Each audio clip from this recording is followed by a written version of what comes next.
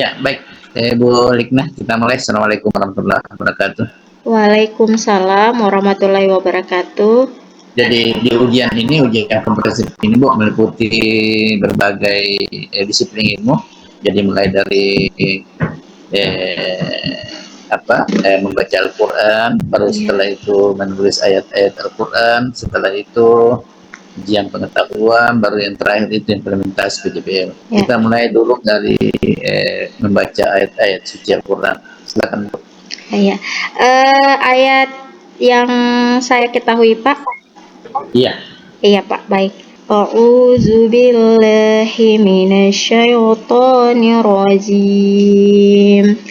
Bismillahirrahmanirrahim.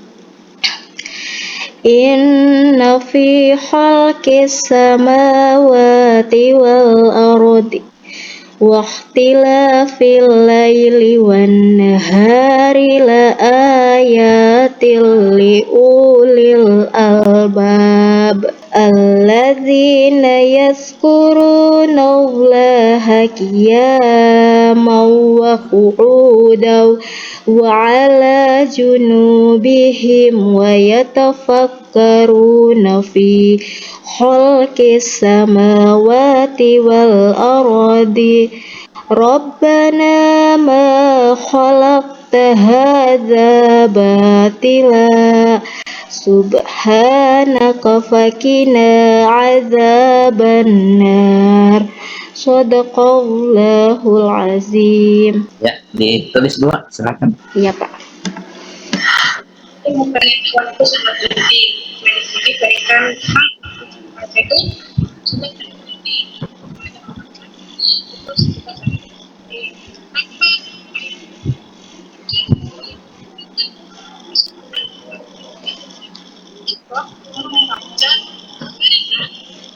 Ilmu pengetahuan itu pintunya itu adalah membaca. Tanpa membaca maka kita bisa mendapatkan lewat membaca kita bisa mendapatkan banyak ilmu pengetahuan.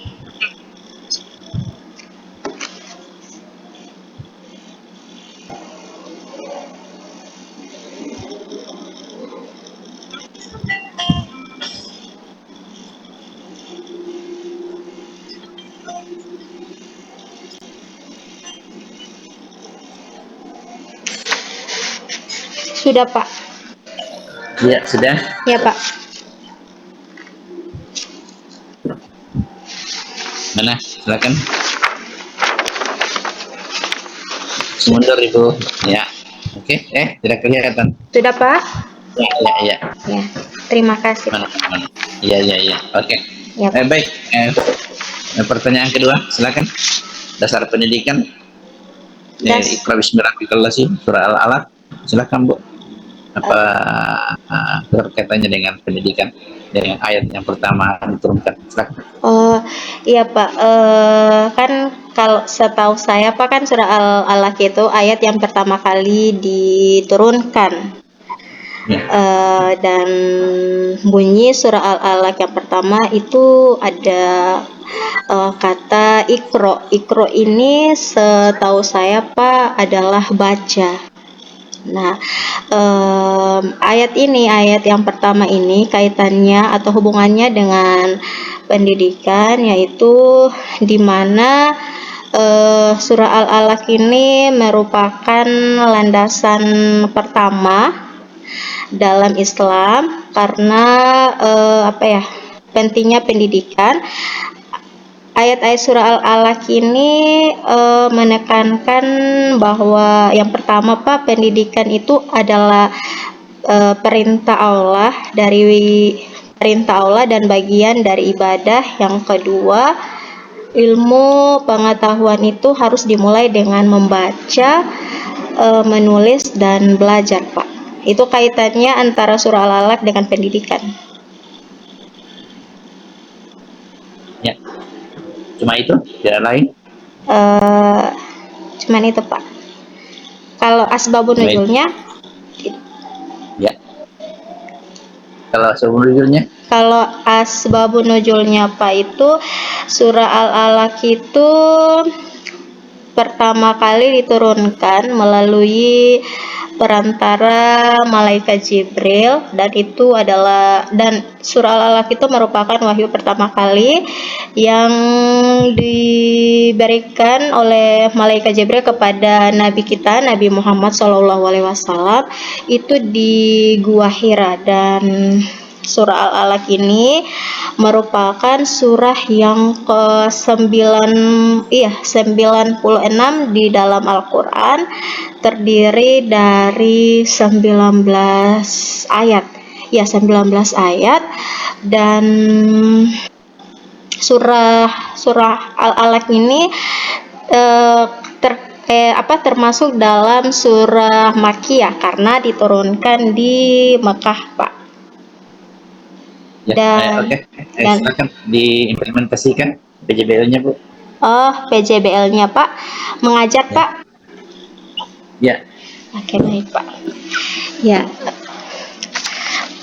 Assalamualaikum warahmatullahi wabarakatuh. Selamat siang anak-anak. Ya, ini karena sudah siang, jadi saya ucapkan selamat siang ya. Ya, apa kabar anak-anak? Alhamdulillah, luar biasa. Allahu Akbar. Baik anak-anak, sebelum masuk pada proses pembelajaran, coba anak-anak atau coba adik-adik berdiri dulu. Karena Ibu akan memeriksa kesiapan adik-adik untuk menerima materi hari ini. Ya, karena sudah berdiri, silahkan adik-adik perhatikan apa yang kurang dari diri adik-adik.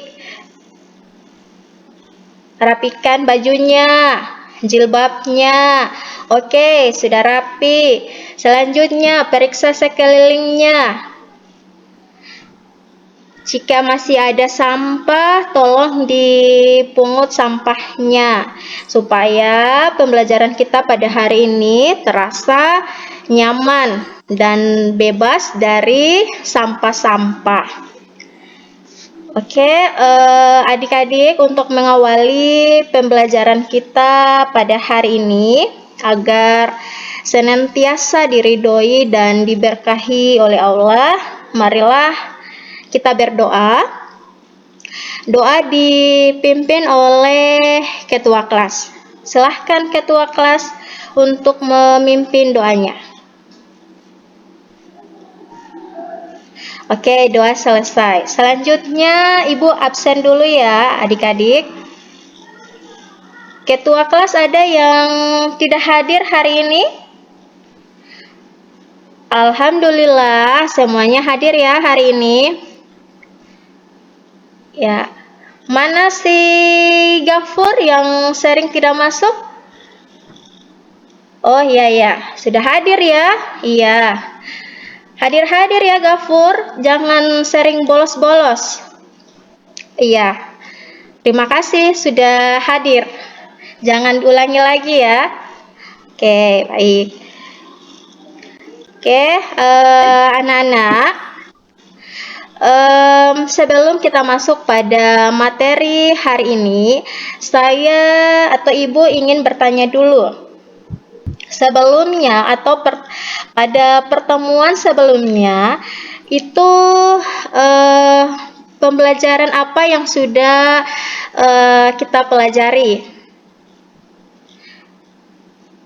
Ya, baik. Alhamdulillah masih ada yang ingat, yaitu pembelajaran kita sebelumnya atau pada pertemuan sebelumnya yaitu tentang menjaga kehormatan, malu, dan juhud.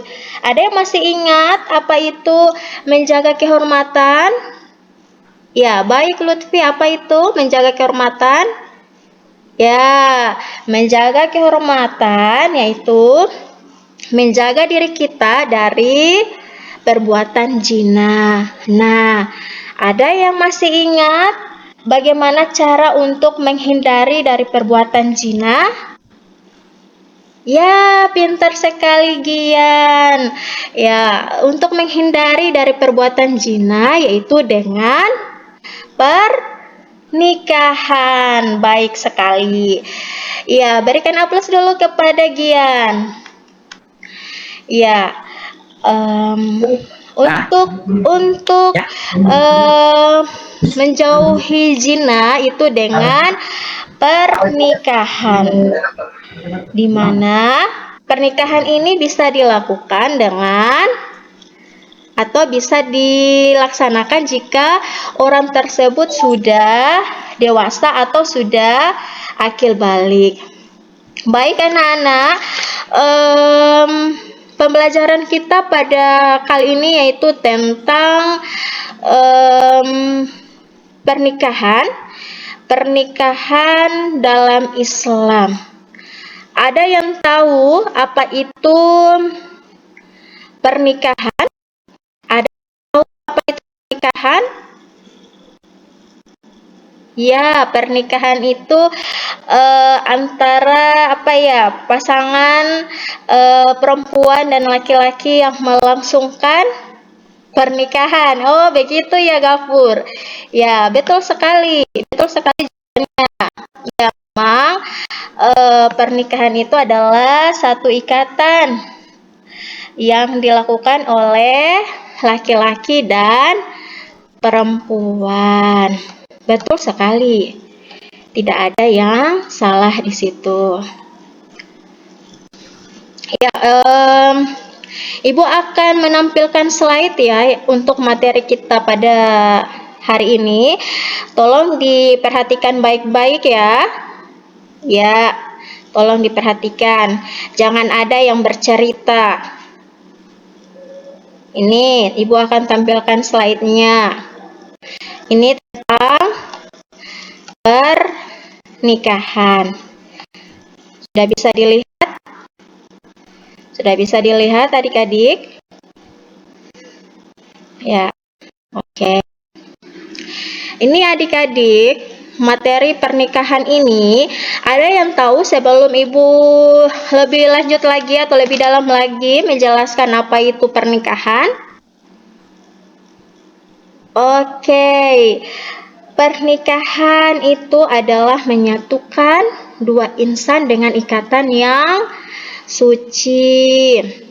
Nah, Ibu bertanya lagi, mengapa pernikahan itu dianggap sebagai salah satu ibadah terbesar dalam Islam? Karena menyatukan dua insan dalam ikatan yang halal untuk membangun apa? Membangun keluarga yang sakinah, mawaddah, warahmah. Oke. Pintar sekali anak-anakku ini. Ini sudah ada tampilan slide-nya. Mohon diperhatikan baik-baik. Sekarang sebelum Ibu menjelaskan apa itu pernikahan, Ibu akan tampilkan juga slide tentang tujuan pembelajaran.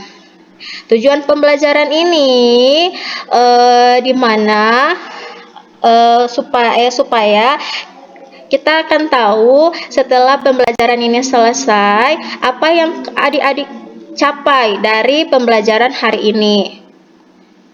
Nah, tujuan pembelajaran pada hari ini yaitu pertama, menjelaskan tentang pengertian pernikahan. Yang kedua, menjelaskan dalil nakli pernikahan. Yang ketiga, menganalisis ketentuan pernikahan. Keempat, menyebutkan hak dan kewajiban antara suami dan istri. Yang kelima, menyimpulkan hikmah pernikahan dalam Islam.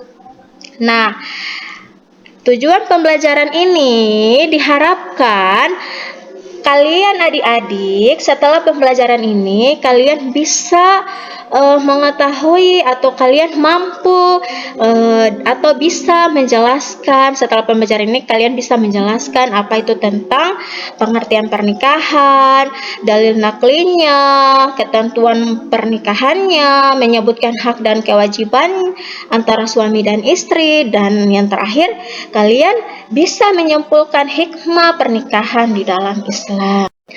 Oke, itu tujuan pembelajarannya. Ya, selanjutnya kita masuk pada pengertian pernikahan. Di sini tolong diperhatikan ya slide-nya, tolong dibaca. Di sini pengertian pernikahan secara bahasa kata nikah ini berasal dari bahasa Arab yang berarti kumpul atau hubungan. Sedangkan secara istilah dalam Islam, pernikahan ini adalah suatu ikatan yang sah antara seorang pria dan wanita berdasarkan syariat Islam untuk membentuk sebuah keluarga yang sakinah, mawaddah, dan rahmah. Pernikahan ini dilakukan dengan memenuhi syarat dan ketentuan yang berlaku dalam agama Islam. Pernikahan dalam Islam juga bertujuan untuk menjaga kehormatan, mendidik anak-anak, serta menciptakan hubungan yang harmonis antara suami dan istri sebagai bentuk ibadah kepada Allah. Selanjutnya, ini dalil nakli pernikahan. Dalil nakli pernikahan ini ada yang bisa baca dalil naklinya? Oke, kita baca sama-sama ya dalil nakli pernikahan. A'udzubillahi minasyaitonirrajim. Bismillahirrahmanirrahim. Wa min ayatihi an khalaqalakum min anfusikum azwajal litaskunu ilaiha wa ja'ala bainakum mawaddah wa rahmah. Inna fi dzalika laayatil liqaumin yatafakkarun. Artinya, dan di antara tanda-tanda kebesarannya ialah Dia menciptakan pasangan-pasangan untukmu dari jenismu sendiri agar kamu cenderung dan merasa tentram kepadanya, dan Dia menjadikan di antaramu rasa kasih dan sayang. Sungguh pada yang demikian itu benar-benar terdapat tanda-tanda kebesaran Allah bagi kaum yang berpikir. Selanjutnya, masuk pada ketentuan pernikahan. Yang pertama, ada syarat-syarat pernikahan. Yang pertama itu di dalam syarat-syarat pernikahan, yang pertama, kedua belah pihak, pria dan wanita harus berakal dan balik. Berakal itu apa? Orang yang memiliki akal sehat, orang yang memiliki pikiran, atau orang yang tidak gila ya. Iya. Dan balik itu apa? Balik itu orang yang sudah dewasa, bukan anak-anak. Jadi, syarat pernikahan yang pertama yaitu kedua belah pihak itu harus berakal, harus sehat, dan harus balik atau sudah dewasa. Nah, yang kedua, persetujuan dari kedua belah pihak. Untuk melangsungkan pernikahan itu harus ada persetujuan dari kedua belah pihak, bukan dari salah satu pihaknya saja. Nah, selanjutnya ini ada yang ketiga, wali untuk wanita. Nah, wali untuk wanita ini bukan sembarang orang ya. Di sini wali untuk wanita itu dia biasanya itu ayah kandung dari si wanita tersebut. Selanjutnya, syarat pernikahan yang keempat yaitu 2 orang saksi. 2 orang saksi ini itu harus laki-laki ya. Selanjutnya yang kelima, maharnya atau mas kawinnya. Mahar biasanya kalau di pesta-pesta yang kita lihat itu maharnya itu cincin, ya kan? Cincin berapa gram atau ada seperangkat alat sholat dibayar tunai, bukan dibayar kredit ya anak-anak. Ya, mungkin kalau dibayar kredit itu mungkin barang, bukan orang. Tidak mungkin orang kalian bayar kredit. Mana mau orang tuanya, ya kan anak-anak? Oke, lanjut kita masuk pada rukun pernikahan. Yang pertama ada ijab dan kabul. Yang kedua ada wali, ya seperti yang saya katakan tadi. Ketika ingin melangsungkan pernikahan itu harus ada wali. Walinya itu ayah kandung. Nah, bagaimana dengan wanita yang sudah tidak memiliki ayah lagi? Kalau ayahnya meninggal, maka yang wajib atau yang bisa menjadi walinya itu adalah kakak kandung, kakak laki-laki dari si wanita tersebut. Namun kalau dia tidak memiliki kakak, tidak memiliki kakak kandung atau tidak memiliki kakak, maka boleh pamannya atau saudara ayahnya. Itu pokoknya yang dari sebelah ayah ya, tidak boleh dari sebelah mama. Nah, selanjutnya ini saksi. Bagus sekali ada pertanyaan dari siapa ini, si Gafur. Ya Gafur, kalau seandainya wanita tersebut masih memiliki seorang ayah, namun ayahnya itu sudah cerai dengan mamanya, itu tetap ayah kandungnya ini yang menjadi wali. Iya, sekalipun sudah bercerai, ayahnya boleh datang di pernikahan itu. Namun kalau tidak bisa menjadi wali, maka diserahkan kepada wali hakim. Namun ada itu kayak kuasa begitu. Kayak kertas itu yang mau tanda tangani oleh ayah kandung, bahwa ayah kandungnya ini sudah memberikan kuasa kepada wali hakim untuk menikahkan anaknya. Tuh. Selanjutnya ada saksi dan ada mahar juga seperti yang saya jelaskan tadi. Terus ada persetujuan kedua mempelai. Nah, lanjut. Ketentuan pernikahan ini yang pertama, larangan dalam pernikahan. Pernikahan dengan mahram. Pernikahan dengan mahram ini tidak boleh menikah dengan, kalau laki-laki tidak boleh dia menikah dengan ibunya atau saudara kandungnya atau neneknya. Tidak boleh juga menikah dengan yang sepersusuan. Selanjutnya pernikahan dengan orang musyrik dan non muslim.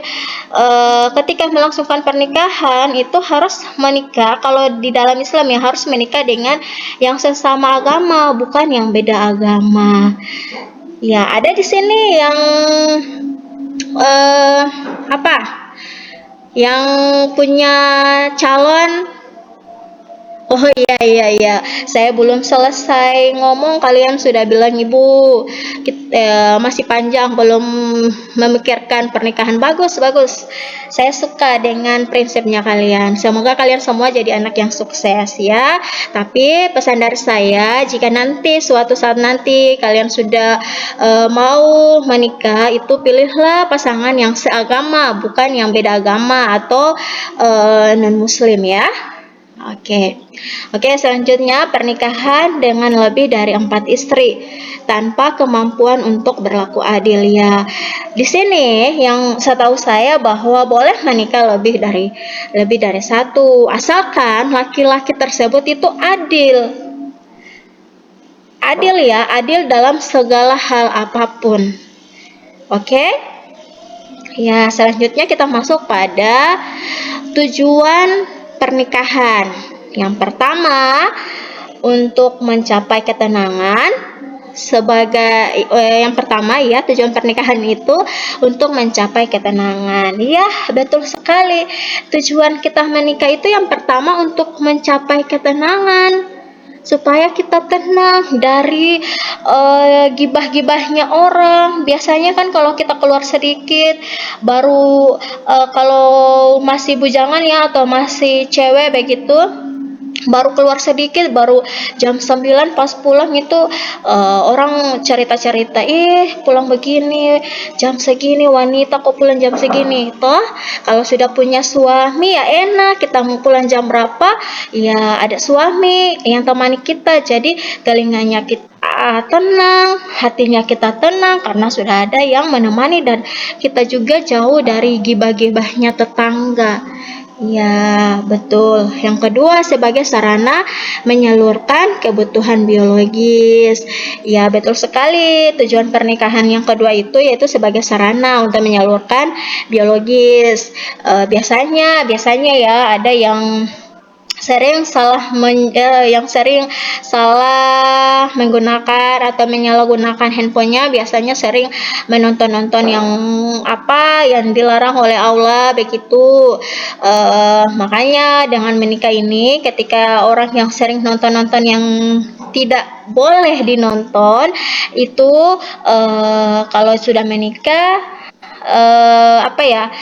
hawa nafsunya itu bisa disalurkan kepada pasangannya. Selanjutnya, tujuan pernikahan yang ketiga yaitu membangun keluarga yang sakinah, mawaddah, dan warahmah. Nah, sakinah, saya ingin tanya dulu apa itu sakinah, mawaddah, dan warahmah. Ada yang tahu? Ada yang tahu? Ada yang tahu anak-anak? Ya, baik. Sakinah itu kedamaian. Berarti ketika kita sudah menikah, maka kita membangun kedamaian di dalam rumah tangga. Yang kedua, mawaddah, itu kasih sayang, berkasih sayang ya. Yang ketiga yaitu rahmah, yaitu ingin atau akan mendapatkan rahmat dari Allah Subhanahu wa taala. Itu tujuan pernikahan. Nah, selanjutnya ada hukum pernikahan. Hukum pernikahan yang pertama itu wajib. Yang kedua sunnah, mubah, makruh, dan haram. Ini dikatakan haram kalau pernikahannya kita ini sudah melenceng dari ajaran-ajaran Islam. Kalau wajib, yang masuk dalam wajib itu ketika seseorang itu sudah akil balik atau sudah punya uang begitu, maka dia wajib untuk menikah kalau sudah dewasa ya, Nana. Oke, pintar. Selanjutnya, ada yang mau ditanyakan sampai di sini? Oke, saya lanjut ya. Selanjutnya masuk kepada hak dan kewajiban suami dan istri. Yang pertama, hak dan kewajiban seorang suami, di mana hak dan kewajiban suami ini yaitu suami memiliki kewajiban untuk memberi nafkah, melindungi, dan mendidik istrinya. Suami juga harus berlaku adil dan memperlakukan istri dengan baik. Ya, contoh memperlakukan istri dengan baik itu, contoh kecilnya kalau ketika istri marah-marah itu bukan dijauhi, itu harus didekati, ditanya apa penyebab dia marah, kenapa, dengarkan curhatannya. Bukan ketika marah-marah justru suami juga marah-marah. Kita harus memperlakukan istri dengan baik. Biasanya istri itu kalau marah-marah kadangkala kurang dana. Kalau istri kurang dana, maka suaminya wajib memberi nafkah. Begitu ya anak-anak ya. Ya, selanjutnya hak dan kewajiban istri. Istri wajib mendukung suami, menjaga rumah tangga, dan melayani suami selama tidak bertentangan dengan syariat. Istri berhak mendapatkan perlindungan nafkah dan kasih sayang dari suami. Ya, Betul sekali, ini hak dan kewajiban istri. Istri itu harus mendukung suami. Mendukung itu bukan didukung di belakang ya, bukan. Mendukung suami itu setiap apa yang dikerjakan oleh suami kita harus dukung, kita harus mensupport, kita harus memberikan semangat. Kita harus membantu apa yang dikerjakan selagi kita mampu ya adik-adik. Terus kita menjaga rumah tangga, menjaga di sini kita harus menjaga aib rumah tangganya kita. Jangan baru sedikit bermasalah dengan suami atau masih ada cekcok sedikit langsung posting di sosmed. Itu tidak boleh, itu akan merusak rumah tangga kita. Oke, selanjutnya saya saya akan menampilkan video, kalian amati baik-baik. Video ini silakan kalian simak. Nanti setelah ini ada yang saya tanyakan kepada kalian. Ya, silakan disimak, semoga bisa ya video ini. Ya, ini. Silakan disimak ya. Bismillah. Oke. Silakan ya.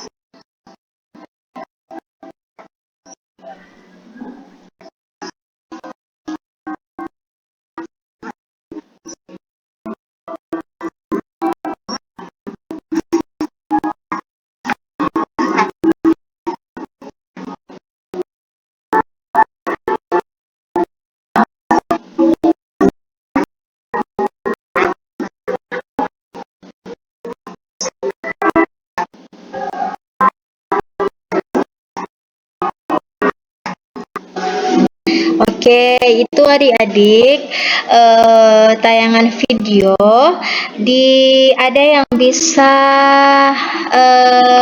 memberikan satu apa ya? Ada yang bisa memberikan satu kalimat saja apa yang bisa kalian tangkap dari video tersebut. Oke, baik sekali. Oke, baik sekali jawabannya. Siapa ini ya? Siapa ini Gian?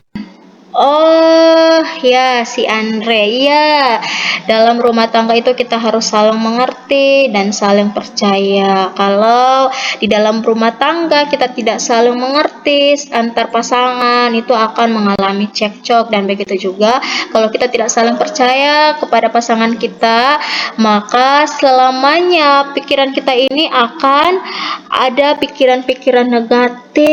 Contoh kecil, kalau kita tidak percaya suami kita telepon, ini jam begini sudah di mana.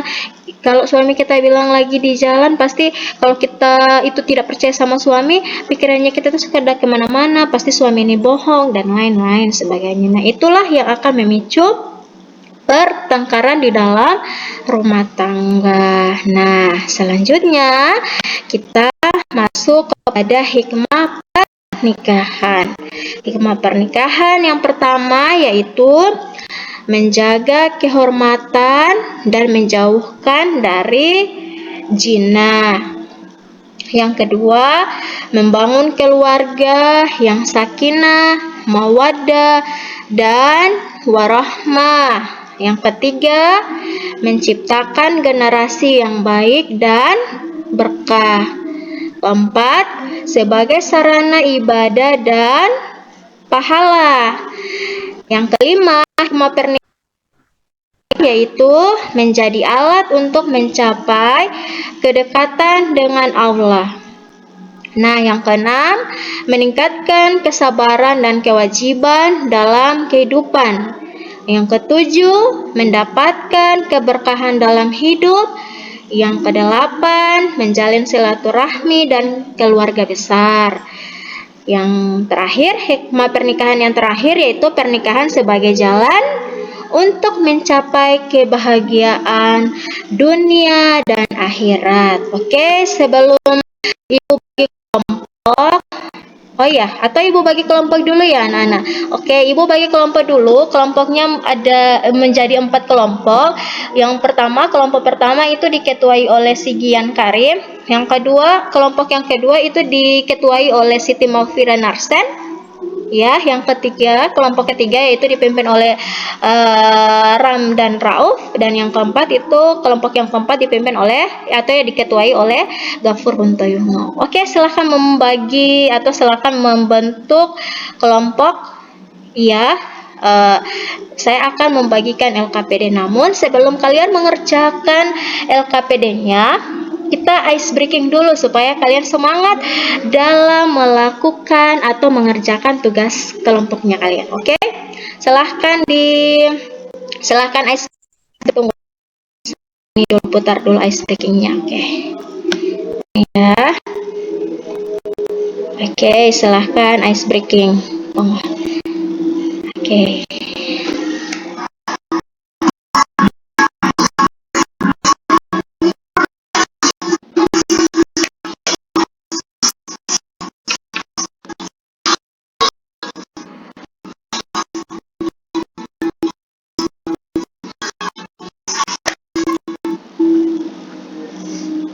Ya adik-adik,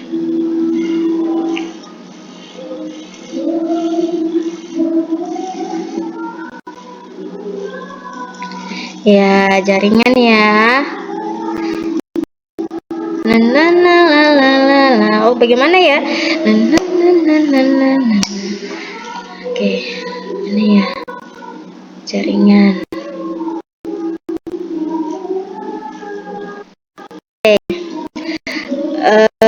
Sambil menunggu jaringannya, saya bagikan dulu LKPD ya, supaya waktu kita berjalan terus. Oke, ini untuk kelompok 1, ini untuk kelompok 2, ya ini kelompok 3, Dan ini untuk kelompok keempat. Silahkan dikerjakan, ya. Oke. Ya. Silahkan dikerjakan ya. Silahkan dikerjakan LKPD-nya. Dan yang mengalami kendala dalam mengerjakan tugas kelompoknya, ada yang mengalami kendala? Oke. Oh, baik. Terima kasih sudah bertanya, Siti Makfirah Marsen. Iya. Maksudnya begini, tugas ini saya kan sudah membagikan tugas kelompok.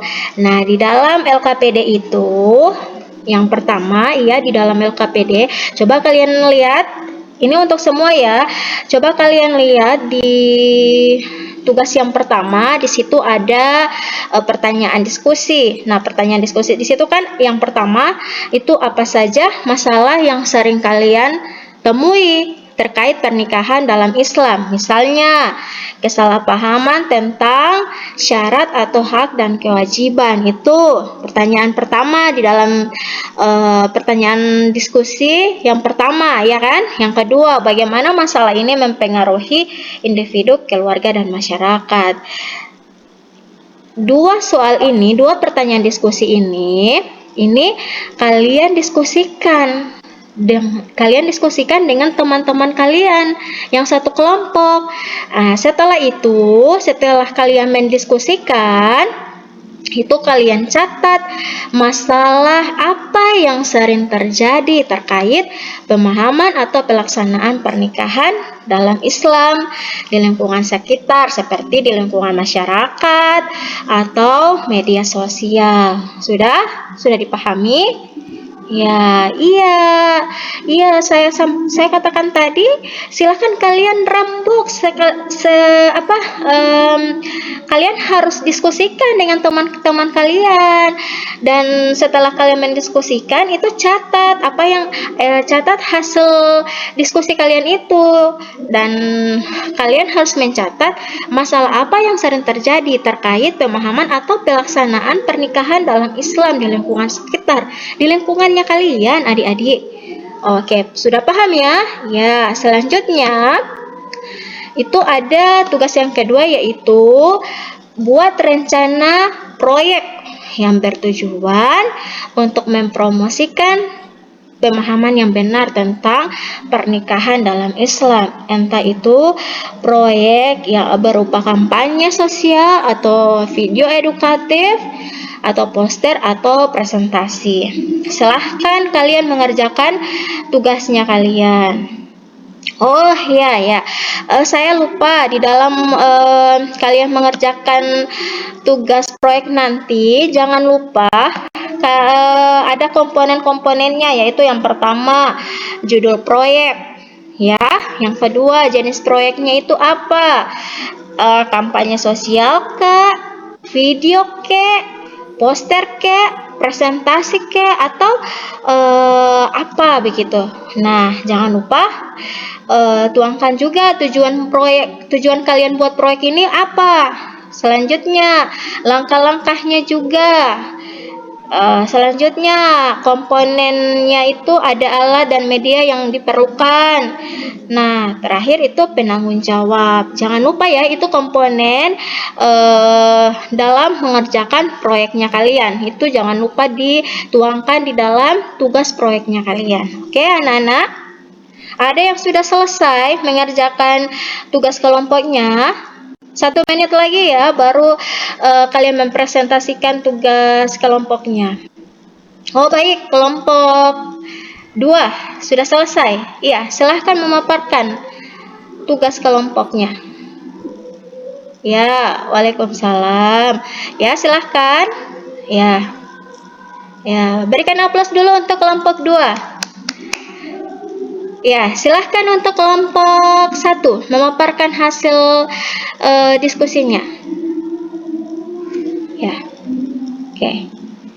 Ya, baik sekali. Oke, berikan aplaus untuk kelompok 1. Selanjutnya untuk kelompok 3. Ya, silahkan kelompok 3 untuk memaparkan hasil diskusinya. Oke. Ya. Ya, berikan aplaus dulu untuk kelompok 3. Selanjutnya untuk kelompok 4. Silahkan mempresentasikan tugasnya. Ya. Ya. Ya, baik sekali. Berikan aplaus untuk kelompok 4. Oke. Setelah kalian mempresentasikan hasil diskusi, kira-kira ada yang bisa menyimpulkan hasil diskusinya? Oh iya, baik. Silahkan Gian untuk menyimpulkan hasil diskusinya. Oke. Ya. Oke, berikan aplaus dulu untuk Gian yang mewakili dari keempat kelompok yang sudah memberikan kesimpulan hasil diskusi. Ya, oke. Terima kasih Gian. Ya. Yes. Sebelum saya akhiri pembelajaran pada hari ini, kita sama-sama untuk merefleksi materi sudah apa saja yang kita dapatkan pada materi pernikahan dalam Islam ini. Ya, baik. Yaitu yang pertama, pernikahan sebagai ibadah, yaitu menikah adalah jalan untuk mendekatkan diri kepada Allah. Ya, baik. Yang kedua, ketika kita sudah menikah, maka tanggung jawab sudah bersama. Ya, betul sekali.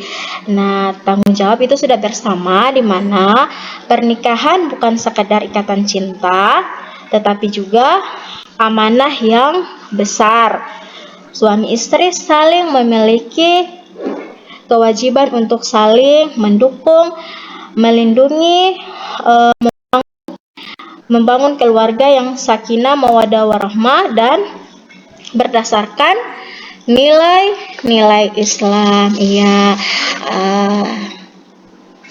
adik-adik, insya Allah pertemuan selanjutnya jangan lupa ya tugas proyek yang sudah saya berikan tadi, dan jangan lupa kalian kerjakan sesuai petunjuk yang ada di dalam LKPD yang sudah saya berikan tadi, ya adik-adik.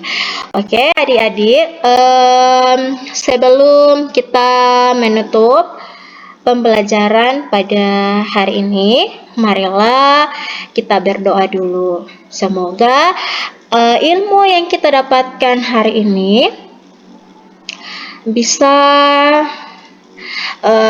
kita terima dan bisa kita amalkan di lain waktu, atau kita bisa amalkan di dalam kehidupan kita sehari-hari. Amin. Yang intinya ilmu yang kita dapatkan hari ini semoga bermanfaat atau berkah ya.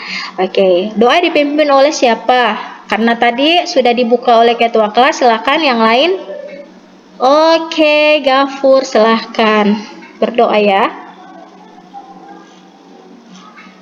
Ya, oke. Selesai.